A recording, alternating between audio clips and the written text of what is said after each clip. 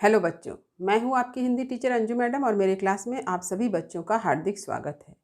बच्चों, हम लोग भरत महिमा के 2 नंबर पद को पढ़ रहे हैं। भरत महिमा के रचनाकार हैं गोस्वामी तुलसीदास जी और यह उनके महाकाव्य रामचरितमानस के अयोध्या कांड से उद्धृत है। तो सबसे पहले मैं इस पद को पढ़कर सुनाती हूँ, फिर कठिन शब्द के अर्थ को बताने के बाद मैं प्रसंग, पंक्ति की व्याख्या और विशेष भी बतलाऊंगी। भरत महिमा के प्रथम पद को मैंने पहले पढ़ा दिया है और इससे संबंधित वीडियो का लिंक आपके डिस्क्रिप्शन बॉक्स में दे दिया गया है। जिन बच्चों ने उस वीडियो को नहीं देखा है वे लिंक को क्लिक करके वीडियो को देख सकते हैं। तो चलिए मैं पहले पद को पढ़कर सुना देती हूँ। तेहि बासर बसी प्रात ही चले सुमीरी रघुनाथ, राम दरस की लालसा भरत सरित सब साथ। मंगल सगुन हो ही सब काहू, फर कहीं सुखद बिलोचन बाहू। भरत ही सहित समाज उछाहू, मिलहि राम मिटहि दुख दाहू। करत मनोरथ जस जिय जाके, जाहि सने सुरा सब छाके। शिथिल अंग पग मग डगी डोलहि, बिहुवल बचन प्रेम बस बोलहि। राम सखा तेहि समय दिखावा, सैल शिरोमणि सहज सुहावा। जासु समीप सरित पै तीरा, सिय समेत बसहि दो वीरा। देखी करहि सब दंड प्रणामा, कही जय जानकी जीवन रामा। प्रेम मगन अस राज समाजु, जनु फिरी अवध चले रघुराज। तो अब चलिए मैं कठिन शब्द के अर्थ को लिखवा देती हूँ। कवि तुलसीदास जी ने रामचरितमानस को अवधी भाषा में लिखा है, इसलिए मेरा यह प्रयास है कि मैं अधिक से अधिक शब्दों के अर्थ को प्रस्तुत कर सकूं आपके समक्ष, ताकि आप जब भी इस पद को पढ़ें तो आपको पद के अर्थ को समझने में दिक्कत ना हो। तो चलिए देखते हैं। कठिन शब्दों के अर्थ। तेहि मने उस, बासर का अर्थ होता है दिन, बसी मने निवास, सुमिरी यानी याद स्मरण। रघुनाथ श्री राम को कहा गया है। राम दरस यानी श्री राम के दर्शन। लालसा यानी इच्छा। सरिस यानी समान। मंगल सगुन यानी शुभ लक्षण। होहि मने होना। सब काहू मने सभी को। फरकहि यानी फड़कना। सुखद यानी आनंद प्रदान करने वाला। विलोचन यानी नेत्र। बाहु मतलब बाह। उछाऊ मने उत्साह आनंद। मिलहि मने राम से भेंट। मिटिहि यानी समाप्त। दाह मतलब पीड़ा, यानी कष्ट से उठने वाली पीड़ा को यहाँ दाह कहा गया है। करत यानी कर रहे हैं। मनोरथ यानी मन में कामना। जस यानी जैसा। जिय यानी हृदय। जाके मने जिसके। जाहि मने जाते हैं। स्नेह मतलब प्रेम। सुरा यानी मदिरा अमृत। छाके मतलब डूब गए हैं, मतवाले हो गए हैं। शिथिल यानी धीमा। पग यानी पैर। मग मतलब रास्ता। डगी मने कदम। डोलहि मने डोल रहे हैं, यानी रास्ते पर ठीक से नहीं पड़ रहे हैं, रास्ते पर सही से नहीं पड़ रहे हैं। बिहुवल यानी व्याकुल, मने भाव में डूब जाना, इसको कहते हैं बिहुवल होना यानी डूब जाना। वचन यानी बोली। प्रेमवश यानी प्रेम में डूबकर। राम सखा निषाद राज को कहा गया है। तेहि मतलब उस। देखावा मतलब दिखाया। शैल यानी पर्वत। शिरोमणि मुकुट यानी श्रेष्ठ। कौन है? चित्रकूट पर्वत। सुहावा मने अच्छा लगना। जासु यानी जिसके। समीप मतलब नज़दीक। सरित यानी नदी। देखिए पै का अर्थ होता है दूध, तो यहाँ पर कौन सी नदी का उल्लेख है? मंदाकिनी नदी का उल्लेख है, उसी को कहा गया है यहाँ पर मंदाकिनी। तीरा यानी किनारे। सिय यानी सीताजी। बसही यानी निवास। दो वीरा यानी दोनों भाई। दंड प्रणामा दंडवत प्रणाम करना, जमीन पर सोकर प्रणाम करना। कही यानी कहना। जानकी जीवन राम यानी जानकी सीता के जीवन कौन है? श्री राम। मगन यानी मग्न डूबा। अस मने ऐसे। जनु मने मानो। फिरी मने लौटना। अवध यानी अयोध्या। रघुराजू श्री राम को कहा गया है। तो ये हैं कठिन शब्द के अर्थ। अब चलिए मैं इस पद का प्रसंग और फिर पंक्ति की व्याख्या प्रस्तुत करती हूँ। कवि गोस्वामी तुलसीदास जी राम भक्त कवियों में श्रेष्ठ हैं। उन्होंने अपनी भक्ति का प्रतिपादन रामचरितमानस में किया है। किसके प्रति? भगवान श्री राम के प्रति, उनके चरणों के प्रति। और यहाँ पर उन्होंने भरत की भक्ति, भरत की निष्ठा श्री राम के प्रति कितनी है उसको प्रस्तुत किया है। श्री राम जी को वनवास मिला और वे लक्ष्मण और सीता के साथ वन को प्रस्थान हुए, उस समय भरत और शत्रुघ्न दोनों ननिहाल में थे। जब वे वापस आए तो उन्हें यह मालूम हुआ कि राम वन को गए हैं। ऐसे में अयोध्या में रहना उनके लिए बड़ा कठिन हो गया और वे राम को मनाने के लिए वन की ओर प्रस्थान किए। उनके साथ पूरा समाज था, ऋषिगण थे, सभी भरत के साथ वन को प्रस्थान किए। तो ऐसे समय में कवि गोस्वामी तुलसीदास जी ने भरत के मन में अपने भाई राम के प्रति जो निष्ठा है, भक्ति है, उसका वर्णन यहाँ पर प्रस्तुत किया है। देखिए, तेही बासर बसी प्रातहि चले सुमिरी रघुनाथ। तेही बासरी, तेही माने उस, बासर माने दिन, यानी उस दिन, बसी मतलब रह गई। भरत जी जो है वन मार्ग में जब चल रहे हैं तो चलते चलते उस दिन क्या हुए, वहीं ठहर गए। बस यही मतलब ठहर गए, रुक गए। प्रातः चले सुमिरी रघुनाथ, और प्रातः माने प्रातः उठते ही रघुनाथ जी यानी श्री राम जी को स्मरण कर, अपने हृदय में याद करके, स्मरण करके वे पुनः अपने मार्ग पर चल दिए। भरत जी श्री राम जी को मनाकर पुनः अयोध्या वापस लाने के लिए वन को प्रस्थान किए हैं। वन में भरत जी एक दिन रुक गए एक स्थान पर और पुनः प्रातः होते ही वे पुनः मार्ग पर आगे बढ़े। लेकिन आगे बढ़ने से पहले उन्होंने श्री राम को याद किया, उनका स्मरण किया, क्योंकि भरत के मन में श्री राम जी के प्रति अगाध भक्ति है, अगाध निष्ठा है। राम दरस की लालसा भरित सरित सब साथ। और वे क्यों जा रहे हैं? क्योंकि राम दरस की लालसा, उनके हृदय में एक लालसा है, इच्छा है। किसकी इच्छा है? राम दरस यानी राम के दर्शन की, श्री राम के दर्शन की, उन्हें देखने की एक इच्छा है। इस इच्छा से भरत जो है आगे बढ़ रहे हैं। लेकिन भरत के साथ ही साथ भरत सरित सब साथ, यानी जितने भी लोग जा रहे हैं, जितने भी समाज के लोग उनके साथ चल रहे हैं, सबके मन में एक ही इच्छा है कि कब प्रभु श्री राम के दर्शन होंगे। और सभी भरत के साथ जो है आगे चल दिए। मंगल सगुन हो ही सब काहू, फर कहीं सुखद विलोचन बाहू। अब आप लोग एक बात को सोचिए कि हम लोग जो है शुभ सगुन, यानी कभी कुछ अच्छा होना होता है तो हम लोग कुछ अच्छे अच्छे लक्षण अपने चारों तरफ देखने लगते हैं।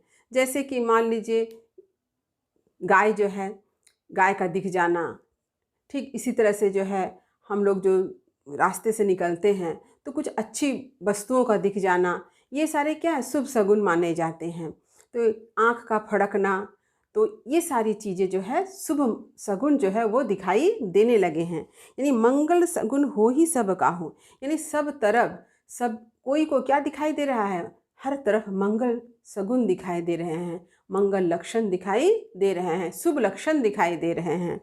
फर्क ही सुखद विलोचन बाहू, और इसके साथ ही साथ क्या हो रहा है, उनके नेत्र और बाह जो है फड़कने लगे हैं, जो कि सभी के बाह और नेत्र फड़क करके एक सुखद आनंद की सृष्टि कर रहे हैं, क्योंकि उन्हें अब लग रहा है कि अब उनकी इच्छा पूर्ण होने वाली है। तभी तो ये सब मंगल सगुन दिखाई दे रहे हैं, शुभ लक्षण दिखाई दे रहे हैं।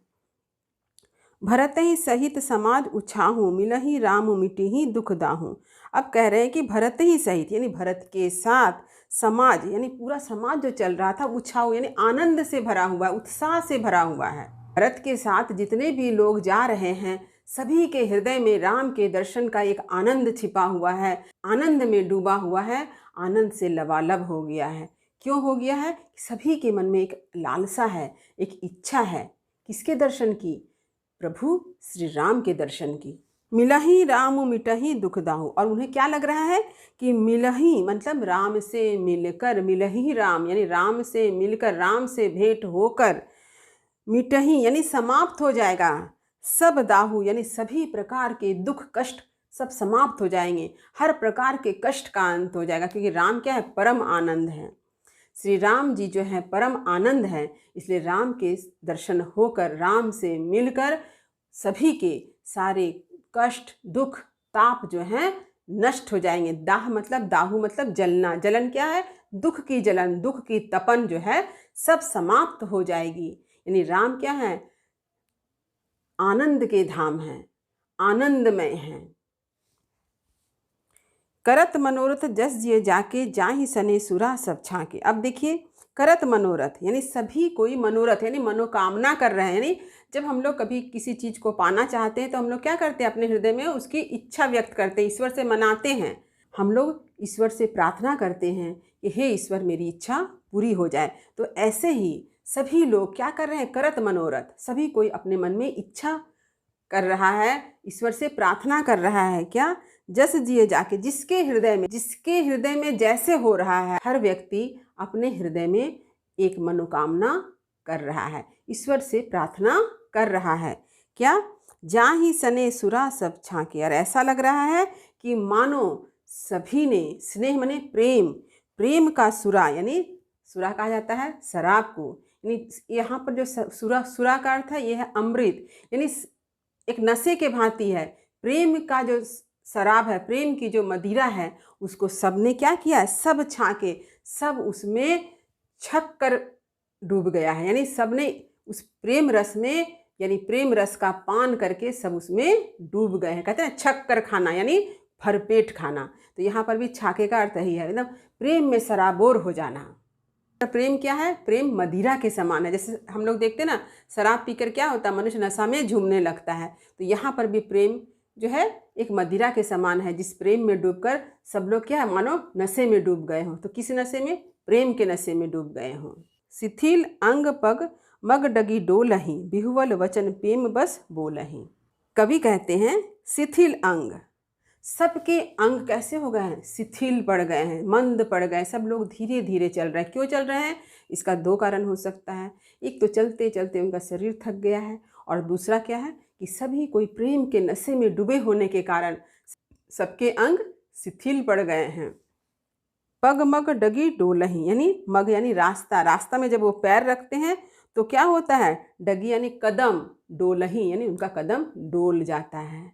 वे रास्ते पर सही रूप से कदम नहीं रख पा रहे हैं। तो मैंने दो अर्थ बताया। एक अर्थ यह है कि सभी लोग चलते चलते थक गए हैं, फिर भी वो चल रहे हैं, किसी तरह से लड़खड़ाते हुए भी चल रहे हैं। उनके पैर जो हैं जब रास्ते पर सही ढंग से नहीं पड़ रहे हैं, फिर भी उन्होंने चलना छोड़ा नहीं है। और एक अर्थ ये भी हो सकता है कि प्रेम के नशे में डूबने के कारण वे डगमगा के चल रहे हैं, उनके कदम सही रूप से रास्ते पर नहीं पड़ रहे हैं। वे प्रेम के नशे में डूबे हुए हैं। और वो प्रेम किसका है? श्री राम के प्रेम, श्री राम की भक्ति का प्रेम। बिह्वल वचन प्रेम बस बोलही, और वे सभी आपस में विह्वल होकर यानी प्रेम में डूब कर क्या कर रहे हैं? वचन यानी बोली, कैसे बोल रहे हैं? प्रेम बस बोलही, प्रेम के वशीभूत होकर प्रेम की बोली बोल रहे हैं। कहीं किसी के मन में कोई ईर्ष्या द्वेष कुछ भी नहीं है, सबके हृदय में सिर्फ प्रेम ही प्रेम है। उनकी बोली, उनकी वाणी भी जो है प्रेम में डूबी हुई है, प्रेममय है। राम सखा तेहि समय दिखावा, शैल शिरोमणि सहज सुहावा। तो यहाँ राम सखा कौन है? राम सखा है निषाद राज। कहा जाता है श्री रामचंद्र जी के 3 मित्र हैं, एक है निषाद राज, दूसरा है सुग्रीव और तीसरा विभीषण है। तो यहाँ निषाद राज क्या करते हैं? राम सखा यानी निषाद राज जी ते ही समय यानी उसी समय दिखावा यानी दिखाते हैं। क्या दिखाते हैं? देखिए, शैल शिरोमणि यानी पर्वतों का शिरोमणि, पर्वत का मुकुट, सहज सुहावा कि बहुत ही सहज और सुंदर रूप से दिखाई दे रहा है। तो पर्वत का मुकुट कौन है? चित्रकूट पर्वत। जासु समीप सरित पै तीरा, सिय समेत बसही दो बीरा।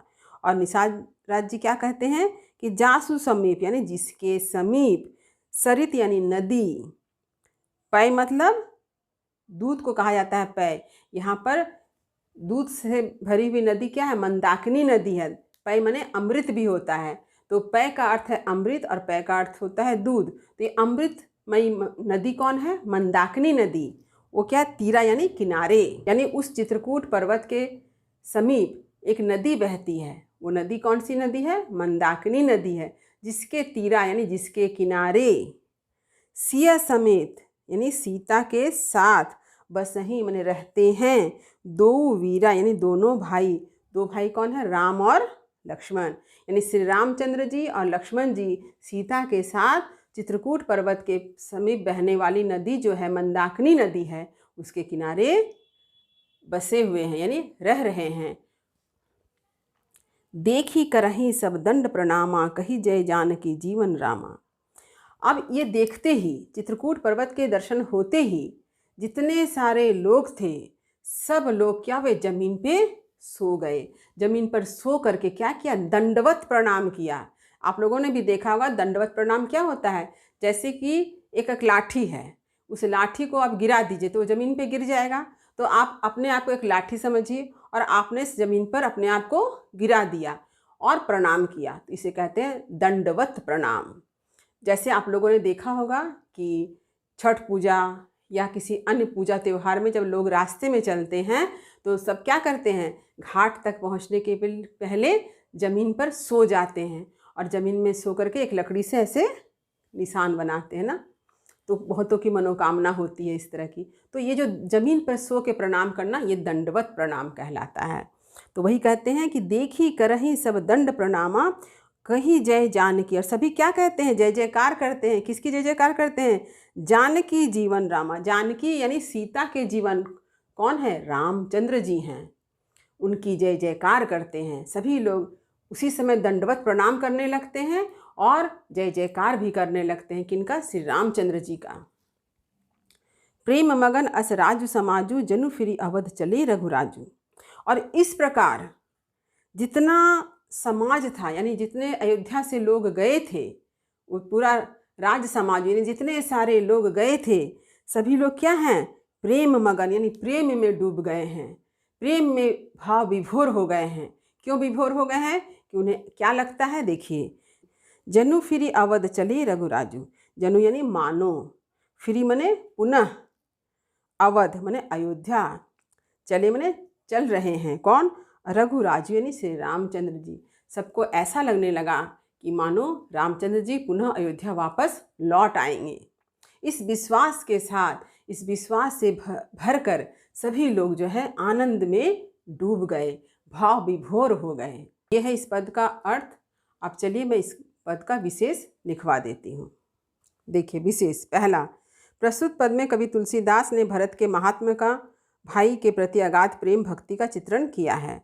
दूसरा, जब कभी मंगल घटना घटित होने वाली होती है तो मंगल सगुन यानी शुभ लक्षण दिखने लगते हैं। इसका उल्लेख कवि तुलसीदास जी ने किया है, जैसे अंगों का फड़कना, कौन कौन से अंग, नेत्र और बाह। तीसरा, राम सखा निषाद राज को कहा गया है। निषाद राज को राम सखा के रूप में वर्णित कर श्री राम की महानता और हृदय की उदारता को दिखाया गया है। चौथा, शैल शिरोमणि अर्थात पर्वतों का मुकुट कौन है, चित्रकूट पर्वत है। पांचवा, प्रस्तुत पद दोहा और चौपाई में है। और चौपाई किसे कहते हैं, आप स्क्रीन में इसकी परिभाषा देख सकते हैं। फिर भी मैं थोड़ा सा आप लोगों को दोहा के बारे में बता दूं कि दोहा 4 चरण का होता है, जिसके प्रथम और तृतीय चरण में 13-13 मात्रा, द्वितीय और चतुर्थ चरण में 11-11 मात्राएं होती है और द्वितीय और चतुर्थ चरण के अंत में तुक होता है। तो चौपाई के प्रत्येक चरण में 16-16 मात्रा होती है। तो दोहा और चौपाई किसे कहते हैं, इस परिभाषा को आप अच्छी तरह से समझ लीजिए और याद भी कर लीजिए, क्योंकि जब भी कहीं आपको ऐसा कुछ लिखना होगा तो आप इस परिभाषा को लिख सकते हैं।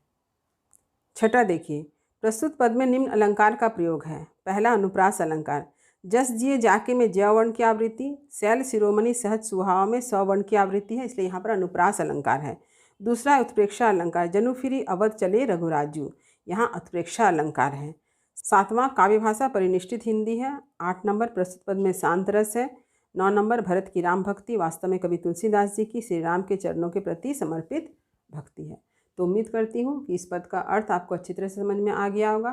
फिर भी यदि कहीं कुछ समझने में दिक्कत हुई तो मुझे कमेंट अवश्य करें, क्योंकि आप जब कमेंट करते हैं तभी मुझे पता चलता है कि आपको पूरा अर्थ समझ में आया या फिर कहीं दिक्कत हो रही है। वीडियो को लाइक करें, सभी पढ़ने वाले विद्यार्थियों में शेयर भी ज़रूर करें। जो बच्चे मेरे चैनल पर नए हैं वे चैनल को सब्सक्राइब करना ना भूलें, ताकि हर नई वीडियो का नोटिफिकेशन उन्हें समय समय पर मिल सके। तब तक पढ़ते रहिए, जीवन में आगे बढ़ते रहिए। मेरी शुभकामनाएं आप सभी बच्चों के साथ है। धन्यवाद।